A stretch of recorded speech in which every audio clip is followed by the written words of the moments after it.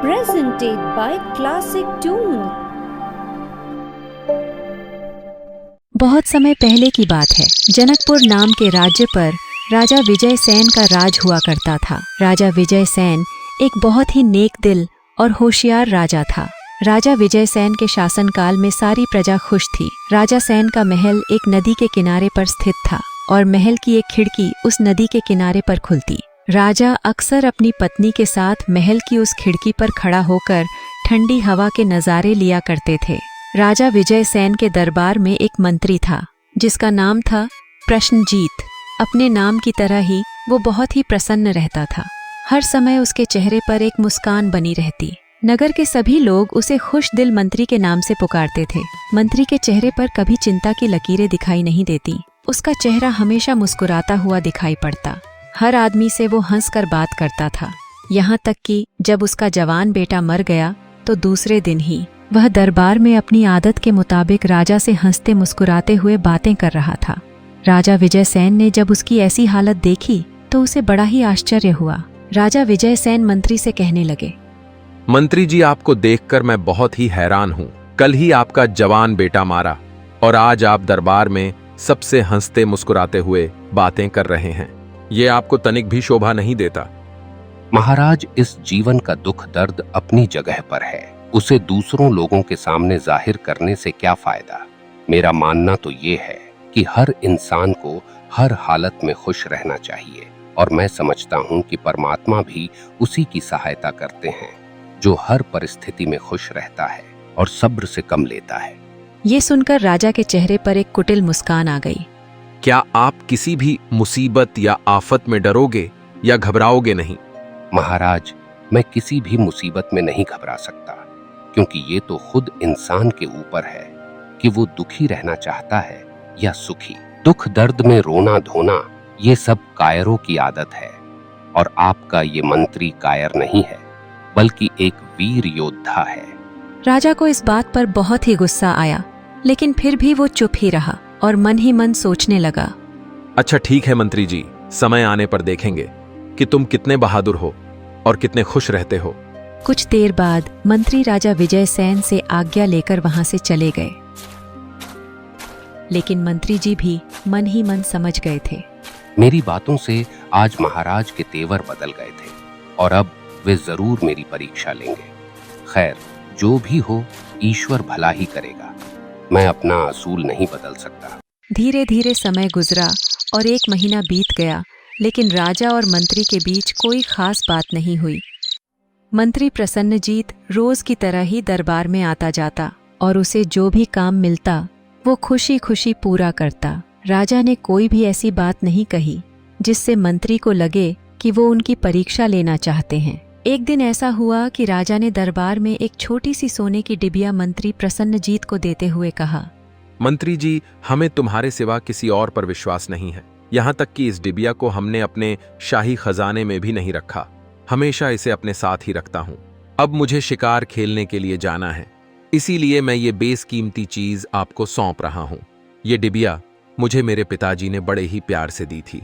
महाराज, क्या आप मुझे दिखा सकते हैं कि इस डिबिया में कौन सी बेसकीमती चीज है? राजा ने डिबिया खोलकर सबको दिखाई। सभी लोगों ने देखा कि उस डिबिया के अंदर एक मोती था जो आकार में बहुत ही छोटा था। सब लोग उस मोती की खूबसूरती और चमक को देखकर हैरान रह गए। ये मोती मुझे अपनी जान से भी ज्यादा प्यारी है।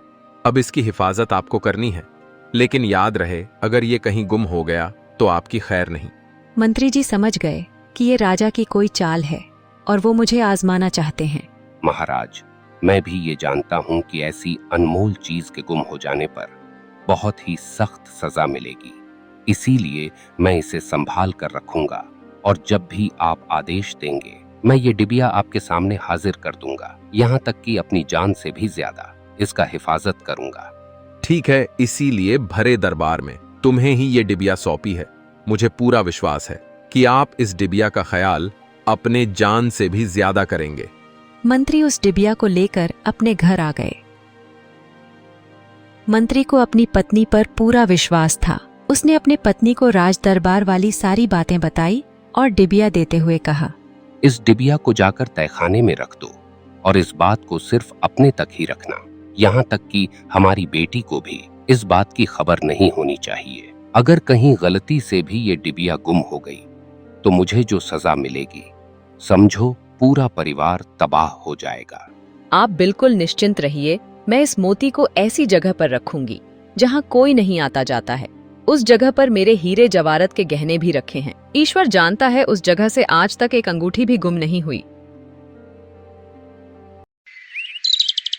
आधी रात को जब सभी लोग सो गए तब मंत्री की पत्नी ने मोमबत्ती जलाई और तहखाने में आ गई। उसने तिजोरी खोलकर उसमें डिबिया को रख दी और बाहर चली आई।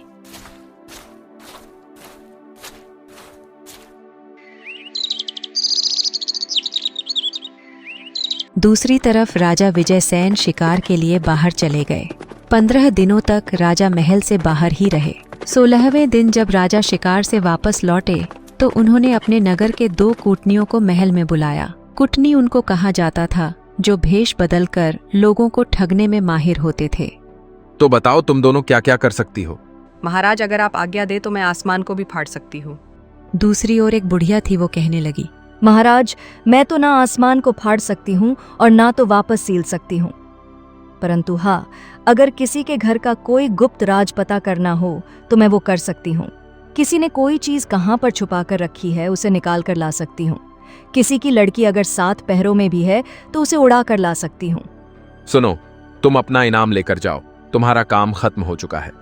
राजा ने पहले कुटनी को कुछ इनाम देकर घर भेज दिया और दूसरी उस बुढ़िया को रोक लिया। मैं एक ऐसा काम तुम्हें सौंपने जा रहा हूँ जो मैं चाहता हूँ कि एक राज ही रहे। अगर तुमने ये राज किसी को बताया तो तुम्हें जिंदा जमीन में गड़वा दिया जाएगा। महाराज, अगर कोई मेरे गले पर छुरी रख दे तो भी वो राज की बात किसी को नहीं बताऊंगी। सुनो बुढ़िया, मैं एक बेसकीमती मोती अपने मंत्री प्रसन्नजीत के पास रखवाया है और वो मोती एक सोने की डिबिया में बंद है। मैंने मंत्री को यह आदेश दिया है कि उस मोती को बहुत ही संभाल कर रखें। मैं अब अपने मंत्री का परीक्षा लेना चाहता हूं। अगर तुम वो मोती लाकर मुझे दे दोगी तो तुम्हारी 7 पुहते मालामाल हो जाएगी, वरना तुम्हें सख्त से सख्त सजा दी जाएगी। वो बुढ़िया बहुत ही चालक थी। वो राजा से हंसकर कहने लगी, महाराज, आज तक मैं जिस भी काम को अपने हाथ में लिया है वो पूरा करके ही छोड़ा है, परंतु मेरी आपसे एक प्रार्थना है कि ये काम जरा मुश्किल है। मुझे इस काम के लिए कम से कम 6 महीने की मोहलत चाहिए। ईश्वर ने चाहा तो मैं 6 महीने के अंदर ही वो मोती लाकर आपके हवाले कर दूंगी। राजा को उस बुढ़िया की बातों पर विश्वास हो गया और बुढ़िया को कुछ धनराशि देकर उसे विदा कर दिया। बुढ़िया सीधे अपने घर आई। उसने वो धनराशि अपने एक नौजवान बेटे को दी और कहने लगी, बेटा, मैं एक जरूरी काम से जा रही हूँ, अब 5-6 महीने बाद ही तुमसे मिलेगी। अम्मा, अब तुम्हारा बुढ़ापा आ गया है, अब तुम घर पर आराम करो और इन सब धोखेबाजी वाले कामों से तुम छुटकारा ले लो। बेटा, बस ये मेरा आखिरी काम है, इसके बाद मैं फिर से ऐसा कोई काम नहीं करूंगी। उसके बाद बुढ़िया ने एक पोटली बनाई और मंत्री के महल की तरफ निकल पड़ी। महल के बाहर पहुंचकर वो पहरेदार से भावुक होकर कहने लगी, अंदर मंत्री जी की पत्नी को खबर भेज दो कि एक मुसीबत की मरी हुई परेशान बुढ़िया उनके दरवाजे पर आई है। मैं जहां पर भी गई किसी ने मेरी मदद नहीं की। सबने यही कहकर टाल दिया कि मैं मंत्री जी के दरवाजे पर जाऊं। वहां गरीबों और विधवा स्त्रियों की मदद की जाती है। मैंने सुना है कि दोनों पति पत्नी बहुत ही दयालु हैं। मैं डरते डरते आई हूं। कृपया करके तुम अंदर जाकर उनको मेरी खबर भेज दो। बुढ़िया को उसके इस तरह के रोने पर पहरेदार को भी उस पर तरस आ गया। पहरेदार मंत्री की पत्नी को अंदर आकर सारी बातें बता दी। उस बुढ़िया माई को आदर सहित महल के अंदर लाओ। पहरेदार जाकर उस बुढ़िया को अंदर लाता है। अम्मा, कहो मुझसे क्यों मिलना चाहती हो? बुढ़िया उदास मन से कहने लगी, मैं आपसे क्या कहूँ, मेरी हालत देखकर किसी को मुझ पर विश्वास नहीं होता। बस यूं समझ लीजिए कि मैं एक बेसहारा औरत हूँ जिसे भगवान के सिवा इस दुनिया में कोई सहारा नहीं है। नहीं अम्मा, मुझे तुम पर विश्वास क्यों नहीं होगा? तुम्हारी शक्ल सूरत से पता लगता है कि तुम एक अच्छे खानदान की औरत हो। अगर किसी ने तुम पर अन्याय किया है तो मैं मंत्री जी से कहकर उसे सजा दिलवाऊंगी। नहीं, ऐसी कोई बात नहीं है। न तो मुझे किसी ने सताया है और न ही मेरे साथ किसी ने अन्याय किया है। मुझे तो भगवान की तरफ से ही सजा मिली है। अब वो जिस हाल में भी रखें मुझे मंजूर है। अम्मा कुछ तो अपना हाल बताओ, तुम कहाँ की रहने वाली हो? तुम्हारा पति या बच्चे हैं या नहीं? बुढ़िया पास में खड़ी एक दाई से कहती है, बेटी जरा 2 घुट पानी पिला दे। ये भूख प्यास बड़ी ही अजीब चीज है। इसके कारण इंसान को दूसरों के आगे हाथ फैलाने पड़ते हैं। अगर प्यास बुझ जाए तो मैं मालकिन को अपनी विपदा आराम से सुनाऊंगी। इतना बोलने के बाद बुढ़िया के आंखों में आंसू आ जाते हैं। ये देखकर दासी कहने लगी, लगता है बुढ़िया, मैंने कई दिनों से खाना नहीं खाया है। भूखा रहने की तो अब मुझे आदत सी पड़ गई है। कभी कभार जो भी रूखा सूखा मिल जाता है उसे खाकर मैं अपना गुजारा कर लेती हूँ। मंत्री की पत्नी ये सुनकर दासी से कही, पहले तुम इन्हें ले जाकर खाना खिलाओ, इसके बाद मैं इनका किस्सा सुनेगी। दासी ले जाकर बुढ़िया को खाना खिलाई। खाना खाकर बुढ़िया वापस मंत्री के पत्नी के पास आई और अपनी हाल सुनाने लगी। मालकिन, मैं आज तक किसी के सामने अपना दुखड़ा नहीं सुनाया, परंतु आज आपके जैसे दयालु औरत मिल गई है तो मैं अपनी राम कहानी आपको सुनाती हूँ। मैं पड़ोस की राज्य की रहने वाली हूँ। मेरा एक जवान बेटा था। मुझे तीर्थ यात्रा करने का बहुत ही शौक था, परंतु मेरे पति को कभी राजा ने छुट्टी नहीं दिए। और फिर ऐसा हुआ कि एक दिन उस राजा की मौत हो गई तो उसका बेटा उसकी राजगद्दी पर बैठा। उसने मेरे पति को तीर्थ यात्रा पर जाने की आज्ञा दे दी। मैं और मेरा पूरा परिवार कई लोगों के साथ तीर्थ यात्रा पर निकले। रास्ते में एक नदी पड़ती थी जिसे हम सब नाव पर बैठकर पार कर रहे थे कि तभी अचानक नाव पलट गई। सभी लोग मारे गए। मैं बदकिस्मत बुढ़िया ना जाने कैसे बहकर किनारे पर आ गई और जिंदा बच गई। लेकिन मैं किस नगर में पहुंची मुझे मालूम न था। काफी महीने तक मैं इधर उधर लोगों के यहाँ काम करते हुए अपना गुजारा करने लगी। मेरा कोई ठिकाना न था।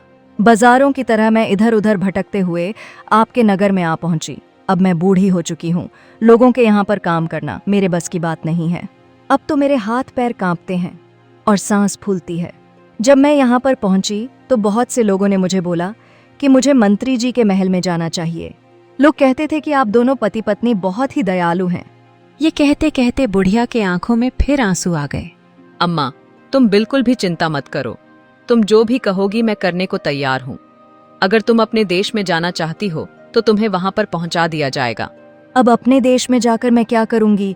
वहां पर मेरा है ही कौन? अब तो बस यही है कि 2 वक्त की रोटी मिल जाए, पहनने को 2 जोड़ी कपड़े मिल जाए। जितनी जिंदगी बची है बस ईश्वर की भक्ति में गुजारना चाहती हूँ। घबराओ मत अम्मा, मैं तुम्हें यहाँ पर अपने महल में ही रख लूंगी। वैसे भी मेरे महल में बहुत सा कमरा खाली पड़ा है। इतना सुनकर बुढ़िया के चेहरे पर मुस्कुराहट आ गई। यहाँ पर रहकर तो मैं अपनी सारी मुसीबतें भूल जाऊंगी। हो सकता है कि मुझे आपकी बेटी की शादी भी देखने को नसीब हो। मंत्री की पत्नी ने उसी वक्त दासी को आदेश दी, एक कमरा बूढ़ी अम्मा के लिए खोल दिया जाए और जरूरत की हर चीज वहां पर पहुंचा दी जाए।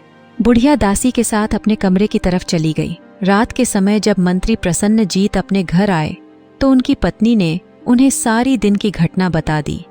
मंत्री कुछ सोचकर कहने लगा, आजकल किसी गैर औरत को घर में रखना खतरनाक साबित हो सकता है, पर हाँ, जो तुमने बात बताई है वो भी एकदम सही है। कुछ समय पहले एक नाव दुर्घटना हुई थी और उसमें बैठे हुए सारे मुसाफिर मारे गए थे। हो सकता है ये बुढ़िया उसी मंत्री की पत्नी हो, परंतु फिर भी इस पर नजर रखना। आपको कैसे मालूम कि कोई नाव दुर्घटना हुई थी? आप तो दूसरे नगर की भ्रमण भी नहीं करते हैं। दूसरे नगर के सौदागर मेरे पास आते रहते हैं, उनसे ही हर जगह का हाल मालूम हो जाता है। मगर मुझे फिर भी डर है कि ये महाराज की कोई चला ना हो। ये अम्मा तो बहुत ही नेक दिल और ईमानदार औरत है, और भला इस उम्र में वो क्या ही इस सब के चक्कर में पड़ेगी। मंत्री की पत्नी ने मंत्री प्रसन्नजीत को विश्वास दिला दी और इस बात को यहीं खत्म कर दी। अब से बुढ़िया अम्मा उस महल में ही रहने लगी। वो सुबह उठती, ईश्वर की भक्ति करती, खाना खाती और दोपहर के समय मंत्री की पत्नी उसे अपने पास बुला लेती और फिर वह दोनों इधर उधर की बातें करती। 1 महीना इसी तरह से गुजर गया। मंत्री भी अब उसकी बात को सच मानने लगा था। मंत्री की बेटी को भी वो बुढ़िया तरह तरह के किस्से कहानियां सुनाती। लड़की अभी 14-15 साल की थी। बुढ़िया उसे बहुत प्यार करती थी। लड़की भी उसे नानी अम्मा कहने लगी। यहाँ तक कि महल के नौकर नौकरानी भी बुढ़िया की पूरी इज्जत करते, क्योंकि वो बुढ़िया सबसे मीठी मीठी बातें करती। महल के सभी लोग बुढ़िया के साथ हमदर्दी रखते थे। अब तक 4 महीने इसी तरह बीत गए। मंत्री की पत्नी को अपनी पुरानी नौकरानियों से ज्यादा अब इस बुढ़िया पर भरोसा हो गया था। बुढ़िया को भी मालूम था कि मंत्री की पत्नी एक ऊंचे खानदान की औरत है और उसे बड़ी ही आसानी से अपने जाल में फंसाया जा सकता है। मंत्री की पत्नी जहां पर भी जाती बूढ़ी अम्मा को अपने साथ चलने के लिए कहती, पर बूढ़ी अम्मा कहीं पर भी जाने से इनकार कर देती और महल में ही रहती। वह साथ में हमेशा एक माला रखती थी। शाम के समय वो रामायण का पाठ करती। इसी तरह से 1 महीना और बीत गया और फिर एक दिन हुआ ये कि मंत्री की पत्नी को उसके भतीजे की शादी का नेवता आ गया। उसे 2-3 दिन के लिए वहां पर जाना था। जब ये बात बुढ़िया को पता चली तो वह मंत्री के पत्नी से कहने लगी, मालकिन, छोटा मुंह बड़ी बात, लेकिन इसीलिए मैं कहती हूँ क्योंकि आप मेरी हर बात मान लेती हो। मेरा ख्याल है कि आप अपनी बिटिया को साथ में लेकर न जाए। वो अभी अभी बुखार से उठी है, उसका शरीर अब भी कमजोर है। शादी ब्याह के हंगामे में उसे परेशानी हो सकती है। अपने घर जैसा आराम उसे वहां पर नहीं मिल पाएगा। हाँ, अगर आप चाहे तो शादी वाले दिन वो किसी दासी के साथ वहां पर चली जाएगी। आगे तो आप खुद ही समझदार हो। मंत्री की पत्नी की समझ में बात आ गई। वो कहने लगी, अम्मा तुम ठीक कहती हो, कहीं ऐसा ना हो कि मेरी बेटी फिर से बीमार पड़ जाए, और वैसे भी मेरी बेटी यहाँ आपके साथ खुश भी रहेगी। मंत्री की पत्नी तहखाने की चाबियां बुढ़िया को देते हुए कही, अम्मा ये चाबियां तुम रख लो और शादी वाले दिन लड़की को जेवर पहनाकर रथ से मेरे भतीजे के घर भिजवा देना। नहीं मालकिन, मैं चाबियों को हाथ नहीं लगाऊंगी। आप ये चाबियां किसी नौकरानी को दे दीजिए। अम्मा मुझे सबसे ज्यादा आप पर भरोसा है। मैंने आज तक तहखाने और तिजोरी की चाबियां किसी को नहीं दी। किसी की नीयत खराब होते देर नहीं लगती। अगर मैं नौकरानी को चाबी दे दूं और तहखाने में रखे हुए हजारों जेवरों में से 2-4 जेवर गायब हो गए तो मुझे क्या मालूम पड़ेगा। इसीलिए यह चाबी आप ही रखो। मालकिन, ये तो आपका बड़प्पन है कि आप मुझ पर इतना विश्वास करती हैं। ईश्वर हमेशा आपको और आपके परिवार को खुश रखे। लेकिन आप ये चाबियां अपनी बिटिया को दे दीजिए। वो बहुत ही समझदार है। अपने हाथों से वो तहखाने का दरवाजा खोले और खुद ही बंद करें। बेशक मैं उसके साथ साथ दिखने तक चली जाऊंगी, क्योंकि है तो वो अभी बच्ची ही, कहीं डर ना जाए। मंत्री की पत्नी अब तक इस बात को भूल चुकी थी कि तहखाना में एक संदूक के अंदर वो बेसकीमती मोती रखा है। चाबियां अपनी बेटी को सौंपकर मंत्री का पूरा परिवार शादी में शामिल होने के लिए चला गया। जिस दिन शादी थी उस दिन बुढ़िया मंत्री की बेटी को लेकर तहखाने में गई। लड़की ने तिजोरी खोलकर बुढ़िया से कहने लगी, नानी तुम जो मुझे बताओगी मैं वही पहनूंगी। तभी बुढ़िया की नजर उस सोने की डिबिया पर पड़ी जिसमें वो मोती रखा हुआ था। उसे देखकर बुढ़िया कहने लगी, बेटी जरा मोमबत्ती या दीपक तो ला, मुझे दिखाई नहीं देता है। क्या करूं, बुढ़ापे में रोते रोते आंखों की रोशनी कम हो गई। मंत्री की बेटी जैसे ही मोमबत्ती लाने गई कि इधर बुढ़िया वो सोने की डिबिया को लेकर अपने पास में छुपा ली। बेटी, इसमें से जो जो जेवर काम लायक है उसे ले लो, क्योंकि ये गहने बहुत महंगे हैं। अब जल्दी से संदूक और तिजोरी को बंद कर दो, क्योंकि अभी तुम्हें शादी में भी जाना है। वे दोनों तिजोरी और संदूक को बंद करके तहखाने से बाहर आ गईं। लड़की को नौकरानियों ने तैयार किया और रथ पर बैठाकर शादी वाले घर की तरफ विदा किया। बुढ़िया ने तहखाने और तिजोरी वाली चाबियां लड़की को ही थमा दी थीं और उससे कह दी थी कि जाते ही चाबियां मालकिन को दे देना। अब रात हो गई थी, सब नौकर और नौकरानियां सो चुके थे। बुढ़िया को यहाँ पर रहते हुए 5 महीने बीत चुके थे। वो महल के चप्पे चप्पे और कोने कोने से वाकिफ थी। उसे हर दरवाजे और हर रास्ते के बारे में पता था। जब घर में सन्नाटा हो गया तो वो चुपचाप चोर दरवाजे से घर से बाहर निकल गई। वहां से निकलने के बाद वो सबसे पहले अपने घर गई। उसका बेटा बेचारा काफी मायूस था। वो अपनी माँ को देखकर खुश हो गया। अम्मा तुम जिस काम के लिए गई थी वो हो गया कि नहीं? भला मैं जिस काम का बीड़ा उठाऊं और उसे पूरा ना करूं, ये हो सकता है? अरे मैं वो काम तो बहुत ही आसानी से कर दी। अगले दिन बुढ़िया राजा के महल में आई। आप राजा साहब से जाकर कहिए उनकी जो नौकरानी 5 महीने से गायब थी वो उनसे मिलना चाहती है। जब ये बात राजा तक पहुंची तब राजा समझ गए कि जरूर वो बुढ़िया उनसे मिलने के लिए आई है। उसे फौरन मेरे महल में लाया जाए। बुढ़िया आकट वो सोने की डिबिया राजा को दे दी। हुजूर, आप अच्छी तरह से देख लीजिए ये डिबिया वही है या नहीं। हाँ, ये वही डिबिया है जिसे मुझे तलाश थी। तुम सच में एक चलाकुटनी हो। मैं तुम्हारे काम से प्रसन्न हूँ। राजा बहुत खुश हुए और बुढ़िया को बहुत से अशर्फियों से भरा एक झोला दे दिए। इतना धन देखकर बुढ़िया कहने लगी, महाराज, वे दोनों पति पत्नी बहुत ही रहमदिल और दयालु हैं। मंत्री जी की तो ये हालत है कि वो हर किसी से हंसकर बात करते हैं, चाहे उन पर कितनी भी विपदा क्यों ना आई हो। इसके बाद बुढ़िया वापस अपने घर आई। वो घर आकर ये फैसला की कि अब वो ऐसा कभी नहीं करेगी। मुझे अपने के पर बहुत पछतावा हो रहा है, क्योंकि मैं ऐसे नेक दिल और शरीफ लोगों के साथ ऐसा की। दूसरी तरफ शाम के वक्त जब मंत्री और उसकी पत्नी अपने घर वापस आए तो नौकरानी कहने लगी, आज बूढ़ी अम्मा ने अभी तक अपने कमरे का दरवाजा नहीं खोली। शायद वो रामायण का पाठ कर रही होगी। उन्हें कोई मत छेड़ना। जब रात का खाना बन जाए तभी उन्हें बुलाया जाएगा। मंत्री की पत्नी बहुत थकी थी, इसीलिए अपना और अपनी बेटी का जेवर अपने कमरे में ही रखती। रात के समय जब खाना खाने का समय हुआ, मालकिन, हमने बहुत जोर जोर से अम्मा के कमरे के दरवाजे को खटखटाया, मगर वहां से कोई जवाब नहीं आया। हे भगवान, कहीं वो बेचारी बुढ़िया मर तो नहीं गई। जल्दी से उनके कमरे के दरवाजे को तोड़ा जाए। कुछ सैनिक को बुलाकर कमरे के दरवाजे को तोड़ा गया। कमरा खाली पड़ा था। बुढ़िया का कहीं पर भी कोई पता नहीं था। सारे लोगों में खलबली मच गई। महल का कोना कोना तलाश किया गया, लेकिन बुढ़िया महल में होती तो न मिलती। जब ये बात मंत्री जी को पता चली तो दोनों पति पत्नी तहखाने में आए और सबसे पहले उस सोने की डिबिया खोजने लगे, लेकिन सोने की डिबिया गायब थी। मंत्री की पत्नी को एकदम झटका सा लगा। मैंने तो पहले ही कहा था कि आजकल अनजान लोगों को घर में रखना खतरनाक साबित हो सकता है। खैर, जाने दो, परेशान होने की कोई जरूरत नहीं है। एक दिन तो सबको ही मरना है। मेरी किस्मत में शायद यही लिखा था। मगर देखो, खबरदार घर में किसी पर अपनी परेशानी जाहिर मत होने देना। दूसरे दिन रोज की तरह सभी लोग दरबार में पहुंचे। राजा ने मंत्री की तरफ देखा, लेकिन मंत्री के हाव भाव में कोई फर्क मालूम नहीं हुआ। राजा मन ही मन सोचने लगा, लगता है अभी तक मंत्री को मोती गायब होने की खबर नहीं मिली है। मैं अभी मंत्री जी से मोती की बात करता हूं। मंत्री जी, हमने जो मोती तुम्हारे पास रखने को कहा था, कल इसी वक्त दरबार में वो मोती पेश किया जाए। अगर आप वक्त पर ना पहुंचे या आपने कोई बहाना बनाया तो फिर तुम्हें जो सजा बताई गई थी उसमें कोई भी रियासत नहीं की जाएगी। महाराज, अगर किस्मत में यही लिखा है तो सजा भुगतने के लिए तैयार हूं। जब राज दरबार खत्म हुआ तो मंत्री हंसी खुशी अपने घर आए। मंत्री सभी दोस्तों को दावत पर बुलाकर अपनी पत्नी से कहने लगा, आज घर में रौनक होनी चाहिए। तुम अच्छे से तैयार हो जाओ और साथ ही घर के सभी नौकर और नौकरानियों को कह दो कि वो भी आज अपना काम जल्दी निपटा ले। क्या महाराज ने आपकी सजा माफ कर दी? वो तो कल दोपहर तक मालूम चल जाएगा। आज की रात मंत्री के घर में एकदम से खुशी वाला माहौल था।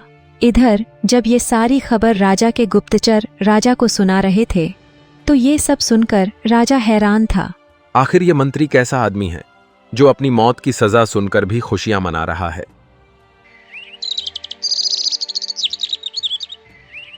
अगले दिन मंत्री राज दरबार में जाने से पहले अपनी पत्नी से कहता है, आज मुझे तुम्हारे हाथ की बनी हुई मछली खाने का बहुत ही मन कर रहा है।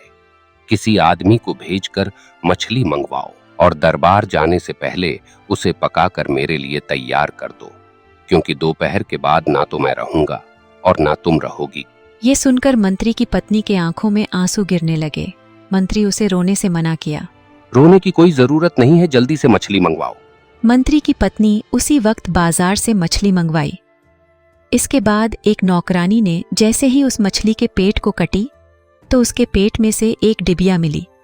उसने डिबिया अपनी मालकिन को दिखाते हुए कही, मालकिन, ये कौन सी चीज है जो इस मछली के पेट से निकली है? मंत्री की पत्नी ने जब वो डिबिया देखी तो उसने देखी कि वो वही डिबिया है जो राजा ने मंत्री जी को रखने के लिए दिए थे। उसने डिबिया खोली तो मोती भी डिबिया के अंदर था। मंत्री की पत्नी बहुत खुश हुई और वह जल्दी से मंत्री के पास आई। मंत्री अपने पत्नी को देखा तो उससे पूछने लगा, क्या मछली तैयार हो गई? अब आप दरबार से वापस आकर ही आराम से अपना पसंदीदा मछली का पकवान खाइएगा। शायद तुम्हें कोई गलतफहमी हो गई है। क्या तुम नहीं जानती कि राजा ने भरे दरबार में मेरे लिए सजा का ऐलान किया है और आज वो अपनी बात से नहीं फिरेंगे। अगर ईश्वर ने चाहा तो वो समय कभी नहीं आएगा। ये देखो, ये क्या चीज है? मंत्री की पत्नी सोने की डिबिया मंत्री के तरफ बढ़ा दी। मंत्री उस डिबिया के अंदर उस मोती को देखकर बहुत खुश हुआ, लेकिन सवाल के मन से अपनी पत्नी की तरफ देखने लगा तो उसकी पत्नी कहने लगी, ईश्वर को अब भी हमारी जिंदगी में और भी खुशियां भेजनी है, इसीलिए ये डिबिया मछली के पेट से निकली है। हे ऊपर वाले, तेरी लीला अपरंपार है, आपका लाख लाख शुक्र है। मंत्री डिबिया लेकर जल्दी से राज दरबार में पहुंचा। सभी लोग आज दरबार में पहले ही आ गए थे। राजा को लगा था कि मंत्री कहीं भाग गया होगा, लेकिन जब उसने मंत्री को दरबार में ही पाया तो हैरान हो गया। मान गए मंत्री जी, आप सचमुच बड़े बहादुर आदमी हो। राजा अब मंत्री जी से पूछने लगा। क्यों मंत्री जी, क्या वो मोती वाली डिबिया लाए हो? हाँ महाराज, मैं डिबिया लेकर आया हूँ। राजा मन ही मन सोचने लगा। जरूर कोई नकली मोती होगा, क्योंकि वो डिबिया तो कल रात मेरे हाथ से छूटकर नदी में गिर गई थी। ठीक है मंत्री जी, वो डिबिया मेरे सामने पेश करिए। मंत्री ने वो डिबिया खोलकर राजा को दे दिया। राजा उसे बड़े ही गौर से देखा। वो डिबिया वही थी। राजा एकदम से हैरान हो गया। मंत्री जी, ये डिबिया आपके पास कैसे आई? महाराज, आपने ही भरे दरबार में ये डिबिया मुझे संभाल कर रखने के लिए दी थी। हाँ बेशक, मैं ये डिबिया तुम्हें दी थी, लेकिन मैंने एक औरत के जरिए ये डिबिया तुम्हारे घर से निकलवा कर अपने पास मंगवा ली थी। और कल रात को जब मैं अपनी रानी के साथ महल के पीछे वाली खिड़की पर खड़ा था, तो अचानक मेरे हाथ से फिसलकर ये डिबिया बहती हुई नदी में गिर गई थी। तो फिर ये तुम्हें कैसे मिल गई? महाराज, लगता है अभी मेरे जिंदगी के कुछ दिन बाकी है। ईश्वर ने मेरी सहायता की। जो सजा आपने मेरे लिए तय की थी, मैंने तो उसे स्वीकार कर लिया था। आज सुबह जब मैं अपनी पत्नी से कहा कि मैं आखिरी बार उसके हाथ से बनी हुई मछली खाना चाहता हूं, तो उसी वक्त उसने मछली मंगवाई और उसका पेट काटा, तो ये डिबिया उसी के पेट में से निकला। मंत्री जी, आप जीते और मैं हारा। सच में तुम अपने असूलों के पक्के हो। तुम्हारी जगह अगर कोई और आदमी होता तो कल रात ही उसकी हालत मुर्दों जैसी हो चुकी होती, मगर तुम्हारे चेहरे पर तो एक कम भी नहीं था। मैं तुम्हारी हिम्मत और खुश दिल की हकदाद देता हूं। उसके बाद राजा ने दूसरे दरबारियों की तरफ देखते हुए कहा। आप सभी लोगों ने देखा होगा मैंने किस प्रकार अपने मंत्री की आजमाइश की, और इन्होंने ये साबित कर दिया कि किस तरह से हंसते मुस्कुराते हुए मुसीबतों का सामना किया जाता है। महाराज, आपकी इस कदरदानी और इज्जत के लिए मैं आपका बहुत बहुत धन्यवाद करता हूँ। मैं हमेशा आपका शुक्रगुजार हूँ, लेकिन मेरी एक प्रार्थना है कि इस वक्त तो किस्मत ने मेरा साथ दिया, पर आगे की कोई खबर नहीं कि मेरे साथ क्या होगा, और आप ना जाने मेरा कौन कौन सी परीक्षा ले। इसीलिए मेरी प्रार्थना है कि मैं अपने पद से इस्तीफा देकर एक सुकून की जिंदगी गुजारना चाहता हूँ। मेरी एक बेटी है, उसे किसी एक भले इंसान से विवाह कर दूंगा। बाकी की जिंदगी मैं परमात्मा की भक्ति करते हुए गुजारना चाहता हूँ। आपका दिया हुआ जो कुछ भी मेरे पास है, मेरे बाकी की जिंदगी गुजारने के लिए काफी है। इसके बाद राज दरबार खत्म हुआ। मंत्री ने सारी बात अपने घर आकर अपनी पत्नी को बताई। राजा रात के समय मंत्री को एकांत कमरे में बुलाया। मंत्री जी, आप जैसे बुद्धिमान, अक्लमंद और वफादार आदमी को हम इतनी सख्त सजा कभी नहीं दे सकते। मैं तो सिर्फ तुम्हारी परीक्षा लेना चाहता था, जिस पर तुम बिल्कुल खरे उतरे। तुम जैसे नवाब हीरे को मैं हमेशा अपने पास ही रखूंगा, तुम्हें कहीं भी जाने नहीं दे सकता। महाराज, आपके आदेश से बढ़कर मेरे लिए और कोई चीज नहीं है। मंत्री फिर से राजा के दरबार का सान बन गया और राज भी मंत्री के विचारधाराओं से काफी प्रभावित हुआ। ऐसी और कहानियाँ देखने के लिए हमारे चैनल क्लासिक टून को सब्सक्राइब जरूर करें और बेल आइकन दबाना ना भूलें।